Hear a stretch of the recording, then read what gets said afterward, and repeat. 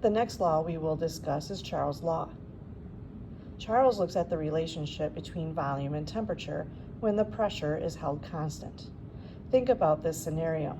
It's a nice cold wintry day, and you want to go and buy balloons for your friend. You go into Dollar Tree or Dollar Store or wherever, and you pick out your balloons.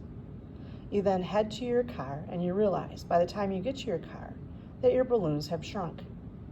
You battle getting them into the vehicle, and then you get back into your car and you drive 5 or 10 minutes in a nice warm vehicle, and then you proceed to get your balloons back out of the car. Now the balloons themselves have gotten a little bit bigger, and it proves to be kind of difficult to get your balloons out. As soon as they're outside, it hits the cold weather, the temperature goes down, and therefore the volume goes down. But once you get your balloons into the house at a warmer temperature, the volume of the balloons gets bigger again. So what we're looking at here is a relationship between temperature and volume. We know then that as the temperature increases, the volume will increase. And as the temperature decreases, the volume decreases. This is called a directly proportional relationship. As one goes up, the other goes up. From here, we can write a directly proportional statement between V and T. That relationship is V equals K times T, where K is a constant. If you let K be equal to 1 times T will automatically equal V. So as long as your T gets bigger and bigger, your V will always get bigger and bigger. Now Charles' law then says, hey, let's solve this equation for K. To get K by itself, we have to divide by T. And now my equation becomes V divided by T equals K. Now when you went into the store, the balloons, the gas in the balloons had been sitting in the room temperature T1 and had a certain volume V1. And that relationship between volume and temperature has to be equal to some sort of constant. So when you take the balloons outside on a colder day, the relationship still has to be equal to K. That means that the volume has to also change. So this is a half equation and this is a half equation.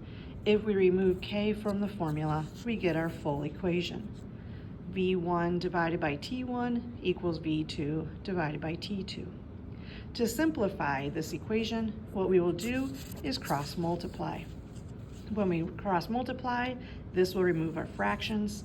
So we will get V1 times T2, which will equal V2 times T1. Now it is very important that you remember that my temperature when I solve this equation has to be in kelvins. So if I give you the temperature in degrees Celsius, you must add 273 to it to put it in kelvins. Let's look at an example problem. If I have 45 liters of helium in a balloon at 25 degrees Celsius and increase the temperature of the balloon to 55 degrees Celsius, what will the new volume of the balloon be? All right, so let's break it down. When I look at my problem, it tells me that I have 45 liters. Liters represents volume, V1. I'm at initial temperature, T1, of 25 degrees. The temperature is going to increase to 55 degrees, that's my T2. What will the new volume be? What is V2? Since I have temperatures in this problem, I can't leave them in degrees Celsius, so I have to add 273 to both of these numbers, and I have to use these Kelvin temperatures in my formula. Since I'm dealing with volume and temperature, I'm going to use Charles' law, which is V1T2 equals V2T1. My question mark is with V2, so I circle V2. That just tells me I need to get this guy by itself.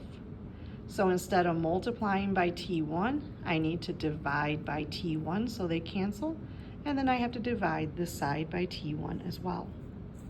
I now substitute in my values. I replace V1 with my 45 liters.